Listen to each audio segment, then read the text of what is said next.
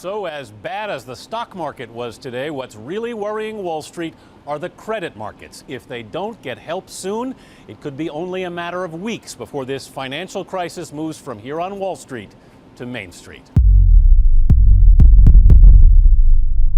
In 2008, the global economy nearly died.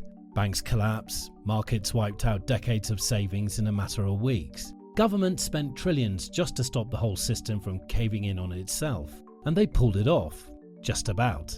But here's the thing, every single problem that caused that crash, the debt, the speculation, the whole house of cards, every one of those problems is significantly larger today than it was then. So this isn't a question of whether the global economy is under stress, it clearly is. The real question is whether anyone still has the tools to stop it. Because for most of the last century, there was always a safety net. When one part of the world economy faltered, another part picked it up. When Europe struggled, America grew. When America slowed, China surged. The global system had this remarkable ability to absorb shocks, redistribute pressure, and keep moving forward.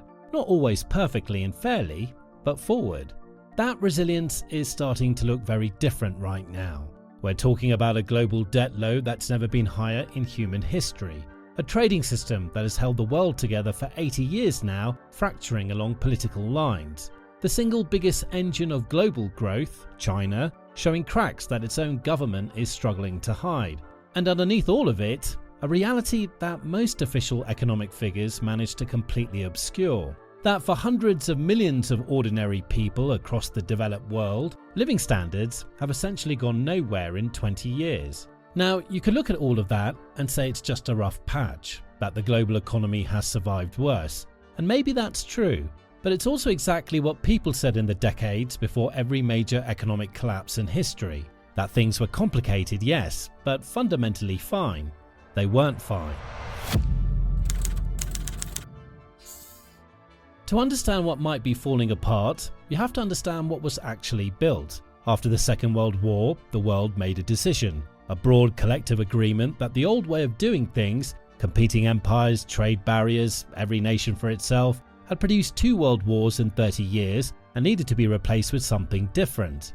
What replaced it was an open global economy. Countries would trade freely, capital would flow across borders, a single dominant currency, the US dollar, would sit at the center of the whole system, giving it stability. And at the heart of it all stood one country that had emerged from the war with its economy intact, its military unmatched, and its confidence at a historic high. America didn't just participate in the New World Order, it designed it. And for decades, it worked. Global trade expanded faster than anyone had predicted. Entire regions industrialized within a generation. The share of the world population living in extreme poverty fell from over half to under 10%. These are not small achievements. Whatever its flaws, the system that was built after 1945 genuinely transformed life on this planet. But systems built around a single dominant power carry a fundamental fragility. The moment that power starts to weaken, the whole structure shifts. And quietly, for longer than most people realize, that's exactly what's been happening.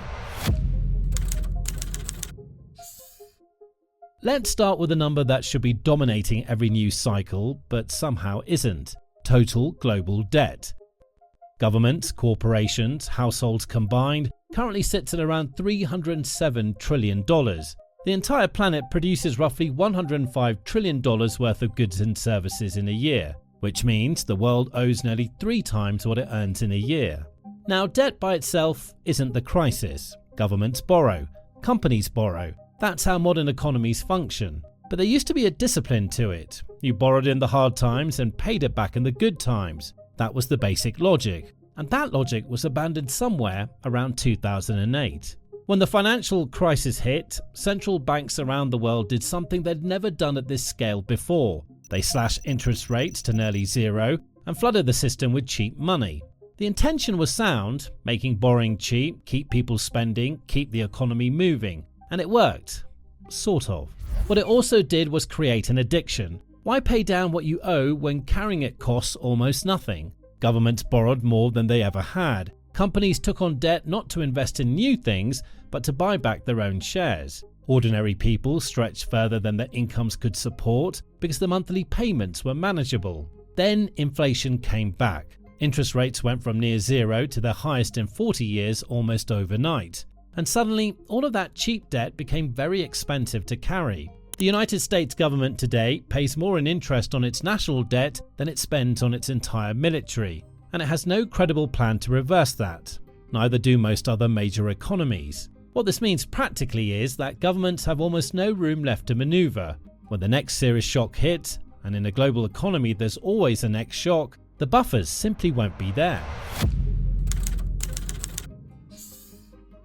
Layer on top of that the second problem. The trading system that underpinned 8 decades of global growth is fracturing. For most of the post-war period, the deal was straightforward. Countries opened their markets, specialised in what they were good at and traded freely.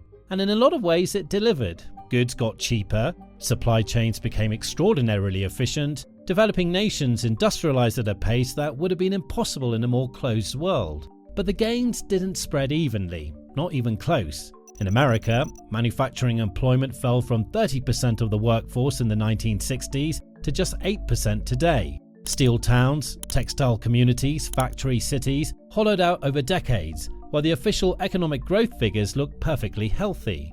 Take, for example, Youngstown, Ohio. In the 1970s, it was a thriving steel city. Good wages, stable jobs, whole communities built around the mills. Then, starting in 1977, the industry collapsed in just a few years. Tens of thousands of jobs, roughly 40 to 50,000, disappeared. The city never truly recovered. Its population has fallen by well over half from its peak. Now, multiply it across hundreds of towns across the American Midwest, across the north of England, across industrial France and Germany, and you start to understand the scale of what was dismantled in the name of economic progress. The people left behind weren't compensated.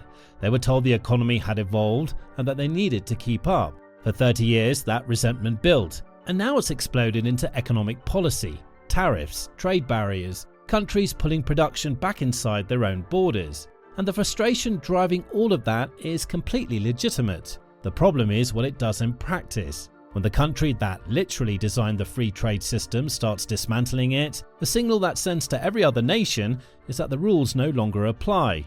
And the logic is that a fragmented global economy is less efficient. Less efficient means higher costs. Higher costs mean inflation pressure stays elevated. And elevated inflation means those interest rates that are crushing debt holders stay high for longer. Every problem feeds the next one. And what made the global economy surprisingly resilient for so long is that even when the West was struggling, China was growing at 9, 10, 11% a year for decades, lifting hundreds of millions out of poverty and consuming vast amounts of global resources in the process. China became the world's factory. By 2020, its manufacturing output had grown from roughly $100 billion in 1990 to nearly $5 trillion. It built ports, railways and power plants across Asia, Africa and Latin America. It kept commodity markets moving when Western demand dried up. For a generation of economists, China was the global economy's most reliable safety net. That safety net is now fraying. China's property sector, which at its peak accounted for something like a quarter of the entire Chinese economy, is in serious trouble. Major developers have defaulted on hundreds of billions in debt. Millions of apartments were sold, paid for in full, and simply never finished. By 2023, youth unemployment had climbed to record levels. The government's response was to stop publishing the data. Consumer confidence in China is weak. Spending is not recovering the way Beijing needs it to. And this doesn't stay within China's borders. Australian mining, Brazilian agriculture, manufacturing supply chains across Southeast Asia, all of them built their recent growth around the assumption of sustained Chinese demand. That assumption is now deeply uncertain. The backup engine is misfiring, and there's nothing obvious waiting in line to replace it. To be fair, none of this is entirely new. History is full of moments where a dominant economic order reached the edge of what it could sustain. The Dutch financial empire in the 18th century, the British Empire in the early 20th. In each case, the same features appeared on the way down. Debt that had grown beyond the system's ability to manage. Trade relationships under strain. A political class reaching for short-term fixes that made the underlying problems worse. And a population that could feel something was wrong long before the official figures admitted it. The difference today is scale.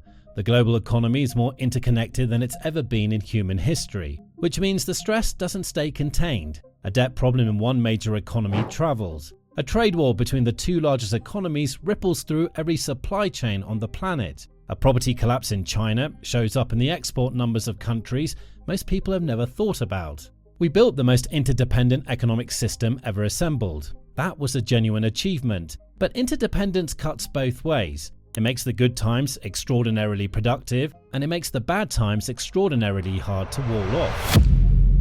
So this is the fall of the global economy. Probably not a fall the way people picture it. No single morning where you wake up and everything has changed overnight. What history actually shows is slower and in some ways harder to process. The foundations erode gradually. The system keeps functioning but stops working for more and more people. The gap between what the official numbers say and what ordinary life actually feels like keeps widening, until eventually the gap becomes the story. What makes right now different from other anxious periods in economic history is that the problems aren't arriving one at a time. The debt, the trade fragmentation, the China slowdown, the demographic pressure building across the developed world, they're all in play simultaneously. And they're interacting with each other in ways that make each one significantly harder to solve in isolation. Empires and economic orders don't announce their endings. The Roman Empire didn't hold a press conference. The British Empire didn't send out a memo. They just kept going, kept managing, kept finding reasons why this time was different, until one day it wasn't. The question worth sitting with isn't whether the global economy is in trouble. It clearly is. The question is whether the people responsible for steering it are actually looking at the same picture you just saw. Because so far, the evidence on that is not exactly reassuring. And here's the thing about moments like this one. The people who navigate them best aren't the ones who waited for the official announcement. They're the ones who looked at the full picture early, while most people were still telling themselves everything was fundamentally fine. That's not pessimism, that's just paying attention. The global economy built after 1945 did something genuinely remarkable. It pulled hundreds of millions out of poverty. It created a level of interconnected prosperity that no previous generation had ever seen. That's worth remembering, because what's at stake right now isn't just markets or interest rates or trade deficits. It's whether the system that made all of that possible can survive the pressures now bearing down on it, or whether what comes next looks something like nothing we've planned for.